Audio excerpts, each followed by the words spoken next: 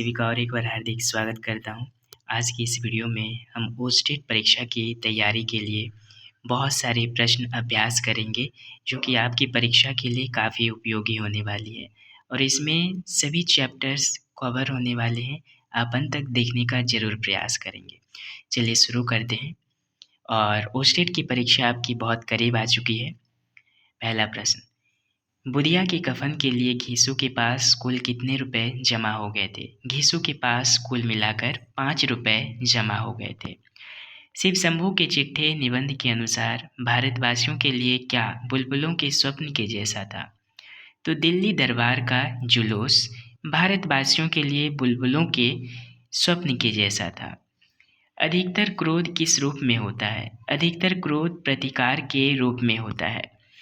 मित्रों, मैं टिक इसीलिए नहीं कर रहा हूँ आंसर, क्योंकि इसमें समय काफ़ी लग जाता है, तो आप लोग ध्यानपूर्वक सुन लें, आपको याद हो जाएगा। काम क्रोध करता है पर नाम किसका होता है? काम क्रोध करता है पर नाम दया का होता है। अशोक के फूल किसके मन में क्षोभ पैदा करता था? अशोक के फूल महादेव के मन में क्षोभ पैदा करता था। कंदर्प देवता किस देवता का नाम हो गया है? कंदर्प किस देवता का नाम हो गया है? कंदर्प काम देवता का नाम हो गया है। मदन उत्सव का बड़ा सरस और मनोहर वर्णन कहाँ मिलता है? इसका बड़ा सरस और मनोहर वर्णन मिलता है आपका मालविका अग्नि मित्रम में। भोलाराम की जीव ने कितने दिन पहले देह त्यागी थी? तो 5 दिन पहले भोलाराम की जीव ने देह त्याग दी थी। आप कम समय में अधिक से प्रश्न अभ्यास कर सकते हैं, ताकि आपको काफ़ी मदद मिलने वाली है, इसीलिए मैं टिक नहीं लगा रहा। भोलाराम जबलपुर शहर के किस मोहल्ले में रहता था? भोलाराम जबलपुर शहर के किस मोहल्ले में रहता था? धमापुर मोहल्ले में। और पूछा गया है एक बार कि भोलाराम किस शहर में रहता है? तो जबलपुर में। और जबलपुर शहर के किस मोहल्ले में? तो धमापुर में। भोलाराम के कितने बच्चे थे? भोलाराम के 3 बच्चे थे, जिसमें से 1 लड़की और 2 लड़के थे। भोलाराम को कितना रुपया महीना पेंशन मिलने की, यानी पेंशन तो नहीं मिला था मित्रों, लेकिन भोलाराम के यानी कि प्रति माह कितने रुपए मिलने वाला था? तो 50 से 60। सलीम का विवाह किसके साथ हुआ था? सलीम का विवाह जो है किसके साथ हुआ था? सलीम का विवाह जो है सकीना के साथ हुआ था। प्रकृति का नियम प्रेम पर भी लागू हो सकता है, ऐसा किसने कहा? ये चित्रलेखा उपन्यास से कथन है, और ये जो है प्रकृति का नियम प्रेम पर भी लागू हो सकता है, ये किसने कहा? चित्रलेखा ने कहा, क्योंकि अगर प्रकृति का नियम परिवर्तन है तो प्रेम भी परिवर्तित हो सकता है। चित्रलेखा ने ऐसा कहा था। किससे कहा था? ऐसा बीजगुप्त से कहा था। मधुपाल कौन था? मधुपाल कुमारगिरी का शिष्य था। चित्रलेखा उपन्यास में यशोधरा कौन थी? चित्रलेखा उपन्यास में यशोधरा मृत्युंजय की पुत्री थी।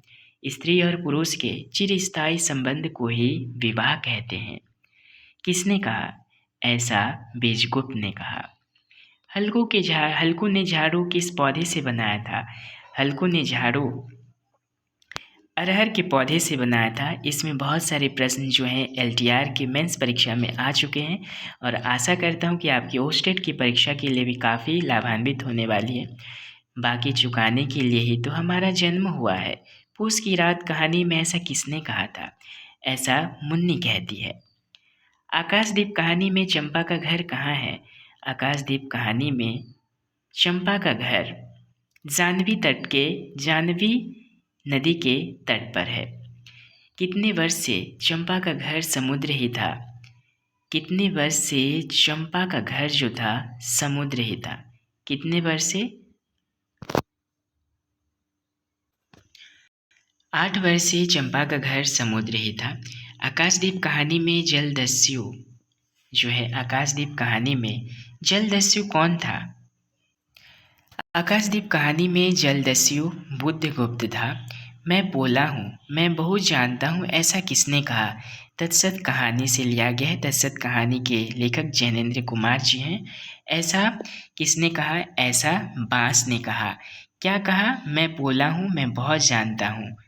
जब चारों ओर वन की बातें चल रही थी तो बांस ने कहा कि मैं बहुत जानता हूँ, ये लोग इतने ही ऊंचे रहते हैं, ऊंचे नहीं उड़ते। क्यों दादा? ऐसा किसने कहा? ये प्रश्न बड़दादा से किसने पूछा? ये प्रश्न जो है शीशम ने पूछा था।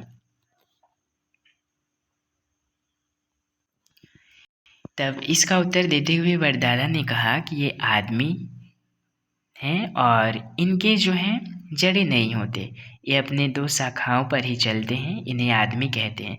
और मैं जब बचपन में इन्हें देखा था। बड़दादा ऐसे कहते हैं शीशम से। रामू की बहू कितनी साल की थी? रामू की बहू की कितने साल की थी? 14 साल की थी। पंडित ने मोल तोल के बाद कितने तोले की बिल्ली बनवाने को कहा था? मोल तोल के बाद 11 तोले की बिल्ली बनवाने को कहा और वो बिल्ली सोने की बिल्ली बनवाने को कहा था। लेकिन पंडित ने सबसे पहले 21 तोले की बिल्ली बनवाने की बात कही थी। किससे बनी हुई बिल्ली पंडित ने दान देने के लिए कहा था? सोने से बने हुए बिल्ली पंडित जी ने दान देने के लिए कहा था। रामू के पिता का नाम क्या था? रामू के पिता का नाम था लाला घासी राम। यह प्रायश्चित कहानी से लिया गया है। रामू के पिता का नाम जो है लाला घासी राम है और इसके लेखक हैं भगवती चरण वर्मा जी। वैद्य जी के बगल वाले दुकानदार का नाम क्या था? बच्चन लाल। सैयद अली कौन था? सैयद अली पेंटर था। चिप की दावत कितने बजे तक चलते रहे थे? लेकिन चिप की दावत खत्म नहीं हुई थी। ऐसे चिप की दावत होते होते पीते पिलाते हुए 10:30 बज गए थे। 10:30। चिप की दावत में शामनाथ किस राज्य का रहने वाला था? शामनाथ जो है ये गुजरात, पंजाब, राजस्थान, मध्य प्रदेश, तो शामनाथ जो है पंजाब का रहने वाला था। चीफ कहाँ के निवासी थे? चीफ कहाँ के निवासी थे? England, London, America, Thailand. Chief कहाँ के निवासी थे मित्रों? तो चीफ थे अमेरिका के। जुल्म को मिटाने के लिए कुछ जुल्म होगा ही, ऐसा किसने कहा था? और ये पत्नी कहानी से लिया गया है जिसके लेखक हैं जैनेन्द्र कुमार जी। ये कालिंदी चरण ने कहा था, क्योंकि कालिंदी चरण अपने दल में एक उदार व्यक्ति थे और विवेक के प्रतीक थे। उनमें राष्ट्र के प्रति राष्ट्र भावना कूट कूट के भरी हुई थी। कालिंदी चरण किसके प्रतिनिधि थे? कालिंदी चरण जो है विवेक के प्रतिनिधि थे। कालिंदी चरण अपने दल में कैसे व्यक्ति थे? कालिंदी चरण अपने दल में उदार व्यक्ति थे। गौरा के बछड़े का नाम क्या रखा गया था? लाल मणि। क्या रखा गया था? लाल मणि। कितने साल के बाद लेखक नेता बनकर रजिया के गांव गए थे? 30 साल, 40-45 साल, 50 साल, 60 साल। 40-45 साल के बाद लेखक ने नेता बनकर रजिया के गांव गए थे। हसन का बड़ा बेटा कहाँ कमाता था? हसन का बड़ा बेटा जो है कलकत्ता में कमाता था और मंझला लड़का जो है पुश्तैनी पैसे में लगा रहता था। छोटा लड़का पढ़ाई करता था शहर में। चंद्रगुप्त नाटक में कुल कितने अंक हैं? चंद्रगुप्त नाटक कुल 4 अंकों में विभाजित है। किस कारण अष्टावक्र छटपटा रहा था? किस कारण? सिर दर्द, बुखार से पेट दर्द। तो अष्टावक्र जो है पेट दर्द के कारण छटपटा रहा था। और भी है मित्रों, अगर आप मेरे चैनल पर नए हैं तो अपडेट जरूर रहिएगा। ये 41 नंबर क्वेश्चन है। अगर आप एसएससी टीजीटी की तैयारी कर रहे हैं, आरएसटी की कर रहे हैं और ओस्टेट भी, तो सभी की सिलेबस जो है सेम ही है और इससे आप सभी लाभान्वित जरूर होने वाले हैं। कबीर के किस दोहे में जीवन की क्षण भंगुरता पर प्रकाश डाला गया? क्षण भंगुरता से तात्पर्य है कम समय के लिए जीवन को क्षण भंगुरता कहा गया है। किससे पता चलता है? पानी केरा बुध बुधा असमानुस की जात, देखत ही छिप जाएगा जो तारा प्रभात। इससे पता चलता है कि मनुष्य का जीवन जो है क्षण भंगुर है। माया तीर्थ में क्या बनकर बैठी है? तीर्थ में, माया तीर्थ में पानी बनकर बैठी हुई है। माया कहाँ? कमला बनकर बैठी है। कमला बनकर केशव के घर बैठी है और शिव के घर भवानी होकर बैठी होती है। इससे एक प्रश्न जरूर पूछा जाता है। उद्धव मन माने की बात कहकर गोपियाँ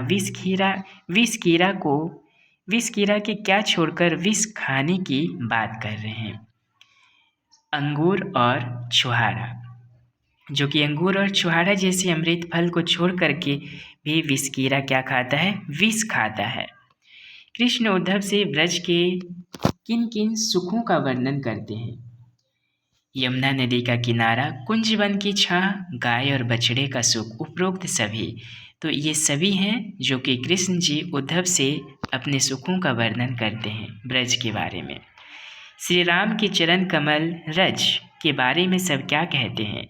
श्री राम के चरण कमल से जो रज निकलता है उसके बारे में सब कहते हैं कि मनुष्य बना देने वाली कोई औषधि है, जड़ी है।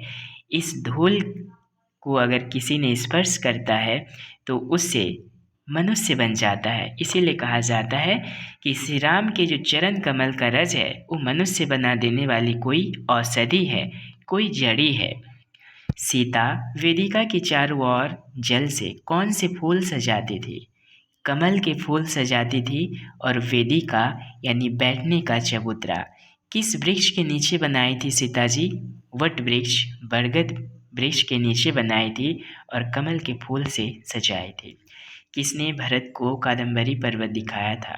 निषाद राज ने। भरत के राम के प्रति प्रेम को कौन वर्णन नहीं कर सकते हैं। भरत के प्रति जो श्री राम के प्रति प्रेम है कौन वर्णन नहीं कर सकता, लक्ष्मण नहीं कर सकते। बिहारी के अनुसार आदमी किसे खाकर पागल हो जाता है। खाकर यानी धतूरा और सोना को पाकर जग बौरा जाता है। तो बिहारी के अनुसार आदमी धतूरा खाकर पागल हो जाता है। इसमें बहुत सारे क्वेश्चन आपको मिलेंगे, आप ध्यानपूर्वक अंत तक बने रहिए, सुनते रहिए। बिहारी के अनुसार किसमें 100 गुना अधिक मादकता भरा होता है। सोना और धतूरा दोनों में। भरे भवन में नायक और नायिका कैसे बातें कर लेते हैं। भरे भवन में नायक और नायिका अपनी आँखों से बातें कर लेते हैं, नयन से। मैंने दूध पिलाकर पाला, ऐसा किसने कहा है। ऐसा महाप्रजापति ने कहा। यशोधरा से ली गई पंक्ति। गौतम की माता जी का नाम क्या था। गौतम की माता जी का नाम था माया देवी।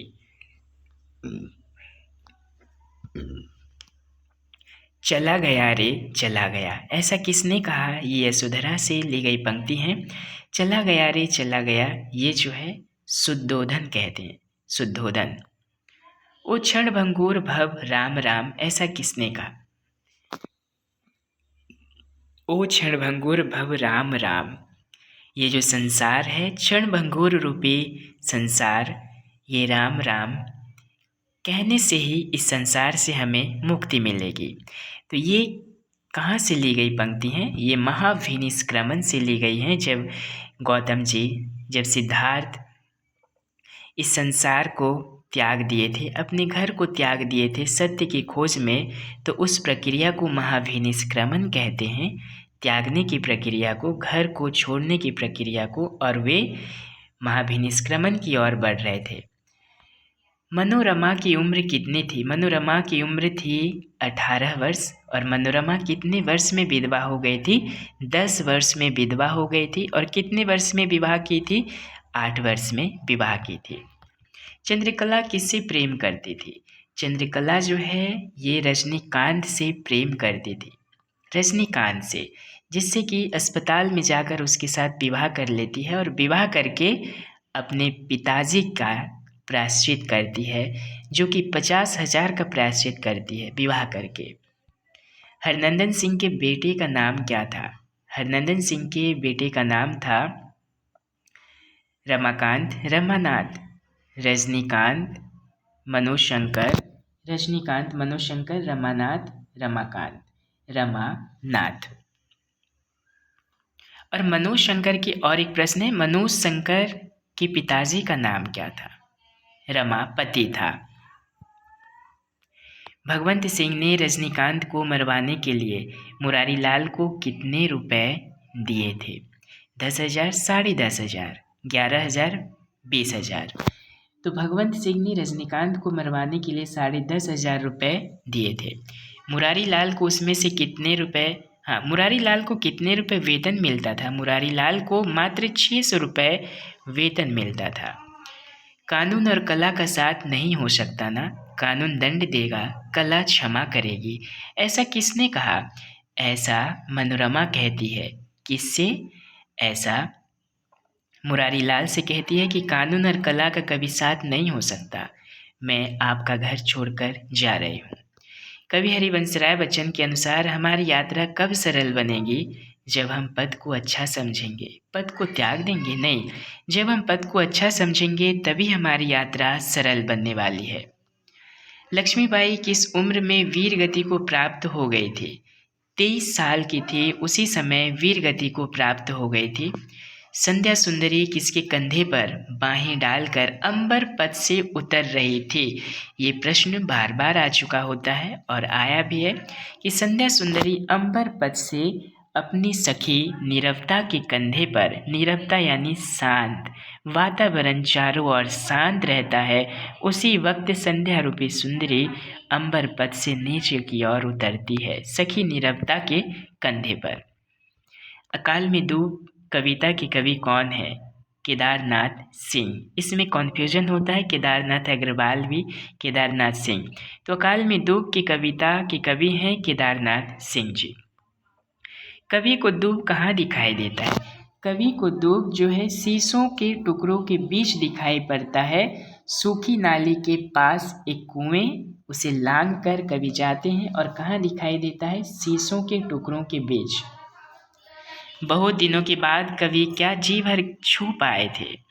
बहुत दिनों के बाद कवि पगडंडी की धूल को छू पाए, स्पर्श कर पाए और अपने गांव की जो मिठास है, बहुत दिनों के बाद कवि अपने गांव को जी पाए थे। हिंदी के ए, हिंदी का ए का उच्चारण उड़िया में कैसे होता है? ऐ होता है, ऐ। हम जब ए का उच्चारण उड़िया में करते हैं तो ऐ करते हैं। सदैव किस संधि का उदाहरण है? देखिए ऐ आ रहा है, ऐ, सदैव। आप याद रखिएगा, अगर ऐ और औ आएगा तो ये जो है वृद्धि संधि का उदाहरण है। सदैव वृद्धि संधि का उदाहरण है। अब और भी प्रश्न है, आप वीडियो में बने रहिएगा। आषाढ़ का एक दिन नाटक कितने अंकों में विभाजित है? आषाढ़ का एक दिन नाटक कुल 3 अंकों में विभाजित है। आषाढ़ का एक दिन नाटक किस कवि के जीवन पर आधारित है? कालिदास के जीवन के ऊपर आधारित है। कालिदास को राजकवि का आसन देने के उद्देश्य से कौन से आचार्य उज्जैन से आए हुए थे? आचार्य वररुचि, पाणिनि, आर्यभट्ट, पतंजलि। तो आचार्य वररुचि आए हुए थे कालिदास को लेने के लिए उनके ग्राम प्रांतर में। किस कारण मल्लिका के पिता की मृत्यु पिछली बार हो गई थी? भूख के कारण, युद्ध, महामारी के कारण, चिंता के कारण। तो किस कारण मल्लिका के पिता की मृत्यु पिछली बार हो गई थी? महामारी के कारण। जब अंबिका को घोड़ों की टापू शब्द सुनाई देता है तब कौन सा अनिष्ट होने का संभावना होता है? अंबिका को सदैव ये संकेत मिल जाता है कि अगर घोड़ों की टापू शब्द सुनाई दे तब युद्ध की सूचना होने लगती है, महामारी आती है, अकाल आने लगती है। महामारी और युद्ध दोनों की सूचना होने लगती है। तो युद्ध और महामारी दोनों की सूचना होने लगती है और उन्हें संभावना होने लगता है कि शायद अब कोई अनिष्ट होने वाला है, कोई परेशानी, कोई नुकसान होने वाला है। कर्तव्य में कौन सा प्रत्यय लगा है? कर्तव्य, तव्य, इसमें कर्तव्य तव्य प्रत्यय लगा हुआ है। महर्षि किस संधि का उदाहरण है? महर्षि ये आपका गुण संधि का उदाहरण है। जब आप उच्चारण करेंगे महर्षि, अरसी, अर आ रहा है तो वहाँ पे गुण संधि होगा, ए और ओ, ए, ओ और अर। अगर ये तीनों आता है तो वहाँ पे आप गुण संधि लगाएंगे। दोपहर में कौन सा समास है? दोपहर, यहाँ पे द्विगु समास है, द्विगु। निम्न में से कौन सा अंतस्थ व्यंजन नहीं है? अंतस्थ व्यंजन नहीं है कहा गया है। तो य, व, ल, ये तीनों अंतस्थ व्यंजन है। य, र, ल, व अंतस्थ व्यंजन है, लेकिन ब जो है अंतस्थ व्यंजन नहीं है। न्य कैसा व्यंजन है? न्य जो है कौन सा व्यंजन है? तालव्य है, दंत्य है, मूर्धन्य है, उसमें है। न्य ये कौन सा व्यंजन है? च, छ, ज, झ, न्य, च वर्ग में आ रहा है, तो ये आपका हो जाएगा तालव्य व्यंजन। पौधा धूप से सूख गया, निम्न में कौन सा कारक है? पौधा जो है ये धूप से सूखा हुआ है। आप यहाँ पे ध्यान पूर्वक देंगे, क्योंकि अपदान में भी से होता है और करण में भी से होता है। तो अपदान में 3 कारण से का प्रयोग किया जाता है। नहीं, अपदान में 4-5 कारण है, लेकिन करण में 3 कारक है। तो पौधा धूप से सूख गया है, किसी कारण से सूखा है, तो इसका सही आंसर होगा मित्रों करण कारक। और अपदान कारक में जब आप लगाएंगे तो आप देखेंगे कि वो दूरी के अर्थ में प्रकट होगा, डर के अर्थ में प्रकट होगा, उत्पन्न के अर्थ में होगा, अलगाव के अर्थ में होगा, भय के अर्थ में होगा, रक्षा के अर्थ में होगा। यहाँ पे करण कारक है। आप कृपया पधारिए। रेखांकित पद कौन सा सर्वनाम है? आप, निजवाचक, निश्चयवाचक, पुरुषवाचक, प्रश्नवाचक, तो ये होगा आपका पुरुषवाचक सर्वनाम। गरीब को दान दो, रेखांकित पद में कौन सा विशेषण है? गरीब को दान दो, तो ये कौन सा विशेषण है? ये एक आपका गुणवाचक विशेषण है, क्योंकि गरीबी एक जो है दशा है, दशा को दर्शाता है, इसीलिए यहाँ पे गुणवाचक विशेषण होगा। अधजल गगरी छलकत जाए, मुहावरे का अर्थ क्या है? अधजल गगरी छलकत जाए। ओछा आदमी बहुत इतराता है, इसका अर्थ यही है। राधा लिख रही थी, किस भूतकाल में है? राधा लिख रही थी, तो ये क्या है आपका? पूर्ण भूत, अपूर्ण भूत, सामान्य भूत और आसन्न भूत। ये क्या है? अपूर्ण भूत है, क्योंकि राधा लिख रही थी, काम शुरू हो चुका है लेकिन समाप्त होने की कोई संभावना नहीं है, अपूर्ण भूत में है। माधव किस भय से बुधिया को कोठरी में देखने नहीं जा रहा था? किस कारण? घेसु आलू का बड़ा भाग साफ कर देगा, इसी कारण से माधव जो है बुधिया को कोठरी में देखने नहीं जा रहा था। और इंसान इस हद तक भी गिर सकता है, एक अपनी स्त्री को प्रसव वेदना में तड़पते हुए देख रहा है लेकिन उसकी सहायता की ओर अग्रसर नहीं हो रहा है। तो माधव इसीलिए नहीं जा रहा था ताकि घीसू जो है आलू को छुपा लेगा, चुरा लेगा, इसी कारण। घीसू आलू का बड़ा भाग साफ कर देगा, इसी कारण से नहीं जा रहा था। घीसू की पत्नी जब मरी थी तो घीसू कितना दिन तक उसके पास से हिला नहीं था? 3 दिन तक घीसू उसके पास से हिला नहीं था। वो अपना बेटा माधव से कहता है कि जा बुधिया को देख तो आ। घीसू के कितने लड़के हुए थे जिसका भगवान ने बेड़ा पार लगा ही दिया? 9। पूरी, अचार और कलेजी खरीदने में घीसू के कितने रुपए खर्च हो गए थे? इसे पूरी, अचार और कलेजी खरीदने में घीसू के कुल मिला के 1.5 रुपये खर्च हो गए थे। उन्हें 2 रुपये जमींदार से मिला था, कुल 5 रुपये जमा हुए थे, लेकिन उसमें से भी 1.5 रुपये वो खाने में ही उड़ा दिए। जल में कुंभ, कुंभ में जल, कुंभ के बाहर का जल किसका प्रतीक है? कुंभ के बाहर का जल जो है वो परमात्मा का प्रतीक है, और कुंभ के अंदर का जल जो है वो जीव का प्रतीक होता है। जब अष्टावक्र कुएं पर बैठता था तो उसे देखकर किसकी याद आना स्वाभाविक था? जब अष्टावक्र, ये अष्टावक्र से लिया गया है और इसके रचनाकार हैं विष्णु प्रभाकर जी। जब अष्टावक्र कुएं पर बैठता था तो उसे देखकर भरत या मल्लुकदास की याद आना स्वाभाविक था। अष्टावक्र को खाने में क्या दिया जाता था? अष्टावक्र को खाने में उनकी माँ रात की बची हुई रोटी या खोमचे की बची हुई चाट खाने में देती थी। अभी बहुत कुछ है। अगर बची है दूब, ऐसा किसने कहा? ऐसा कवि के पिताश्री कहते हैं। जब कवि स्वयं जब दूब की तलाश करके आते हैं और पिताजी को बताते हैं कि पिताजी दूब है, तब कहते हैं कि अभी बहुत कुछ बची है अगर दूब बचा हुआ है तो। चारों ओर से अकाल भयावह दृश्य चारों ओर फैलने लगा था। सभी कोई तड़पने लगे थे। फिर भी उस पिता के मन में अकाल को लेके दूर के प्रति एक सकारात्मक भावना उनके मन में जाग रही थी। मधुलिका महाराज से कहाँ की भूमि मांगती है?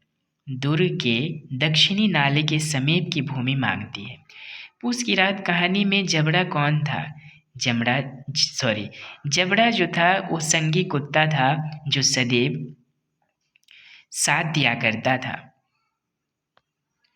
चंपा के पिता मणिभद्र के यहाँ कौन सा काम करते थे? चंपा के पिता मणिभद्र के यहाँ कौन से काम करते थे? क्लर्क, मुंशी, प्रहरी, नाविक। प्रहरी का काम करते थे।